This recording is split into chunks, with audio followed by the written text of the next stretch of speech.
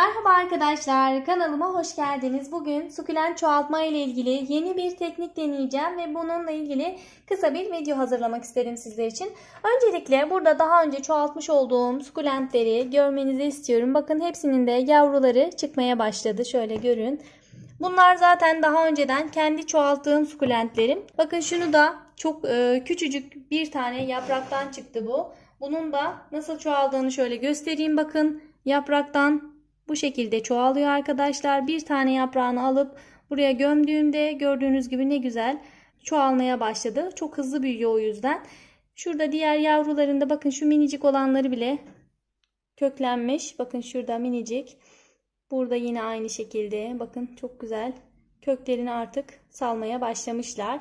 Bakın şöyle çoğalmış olanları göstereyim. Bunlar daha önce saksıda çoğalttıklarım. Sukulenti çoğaltmak oldukça basit aslında arkadaşlar ama birçok kişi bu konuda bazen sıkıntılar yaşayabiliyor. Çok fazla suladığınız için özellikle yapraklar çürüyor ve çoğalmadan ölüyor maalesef yapraklar. O yüzden farklı bir teknik deneyeceğim. Bu yöntemle inşallah herkes sukulenti artık kolaylıkla çoğaltabilecek. Ne kullanacağım peki? Bunun için şöyle bir kozalak kullanacağım arkadaşlar. Kozalağı görüyorsunuz. Bu kozalağın içerisine birkaç tane sukulent yaprağı koparıyorum öncelikle. Bakın şöyle. Bu yaprağı alıyorum ve şöyle içine koyuyorum arkadaşlar. Şu kısmı, köklenecek kısım dış kısma gelecek. Şöyle kozalak içine koyuyorum. Yine şundan da bir tane çoğaltmak istiyorum. Bakın.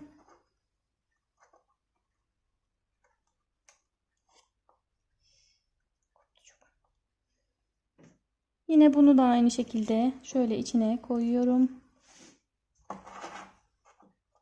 Bir tane daha alacağım bundan.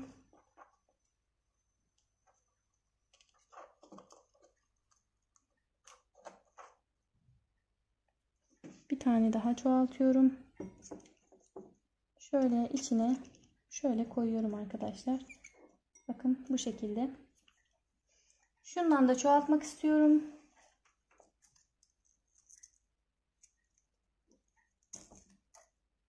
Şöyle aldığım çoğaltmakları içine koyuyorum. İstediğiniz kadar kozalağın üstüne koyabilirsiniz yapraklardan. Şöyle birkaç çeşit ben çoğaltmak istediğim için şöyle koyuyorum. Şundan da almak istiyorum bir tane. Bakın bu da farklı bir tür. Bu da oldukça güzel. Küçücük yaprakları var. Şuraya koyuyorum. Bir tane daha alacağım. Şöyle buraya koyuyorum. Bir tane de şundan yaprak alıyorum arkadaşlar. Şöyle koyuyorum. Şimdi bu almış olduğumuz kozalağın içerisine koyduğumuz yaprakları nasıl yapacağız? Böyle sprey ile sürekli nemlendirme yapacağız arkadaşlar.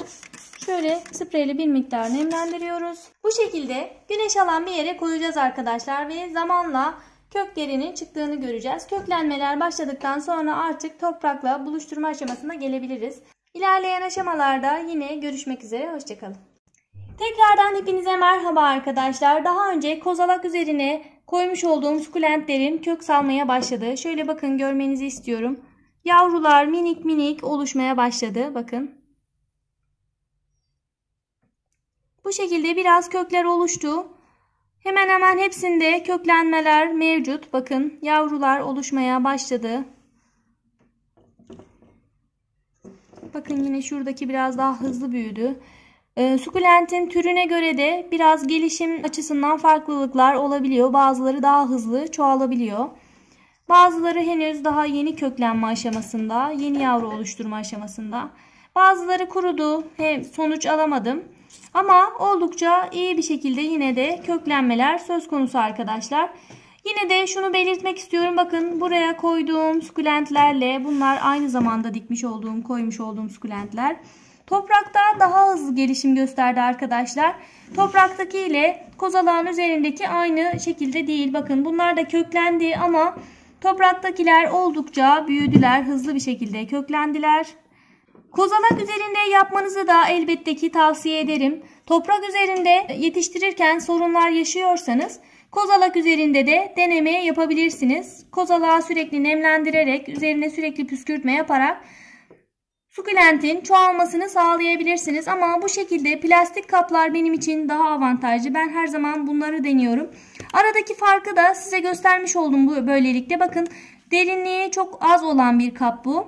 Ve bakın, üzerine bol miktarda sukulent yapraklarını koydum. Hemen hemen gördüğünüz gibi hepsinin yavruları oldukça büyüdü. Bazılarını sonradan koydum arkadaşlar. Bazen kırılan yaprakları, düşen yaprakları hemen toprağın üzerine atıyorum. Zaten kendiliğinden köklenmeye başlıyor. Çok fazla derin olmayan kapları kullanmanızı tavsiye ederim. Yine sukulent çoğaltırken kullanacağınız toprakta biraz böyle içerisinde taşlar olan toprak olması gerekiyor. Sukulent ve kaktüsler için farklı toprak türü var. Onları kullanabilirsiniz. Az önce de belirttiğim gibi iki yöntemi de kullanarak sukulent çoğaltabilirsiniz. Toprakta sukulent çoğaltırken sorunlar yaşıyorsanız, özellikle çürümeler meydana geliyorsa çok fazla sulama yapıyorsunuz demektir. Buna dikkat ederek toprakta da kolaylıkla çoğaltma yapabilirsiniz. Birlikte anlatacaklarım bu kadardı arkadaşlar. Videonun faydalı olduğunu düşünüyorsanız beğenmeyi ve yorum yapmayı unutmayın lütfen. Ayrıca soru ve görüşlerinizi bana yorumlarda iletebilirsiniz. Elimden geldiği kadar herkese yanıt vermeye çalışıyorum. Beril'in Hünerleri Instagram hesabımdan da bana ulaşıp sorularınızı, fotoğraflarınızı gönderebilirsiniz arkadaşlar. Bugünkü videonun da sonuna geldik. Çiçek ve bahçe bakımına dair başka bir videoda görüşene dek hoşça kalın.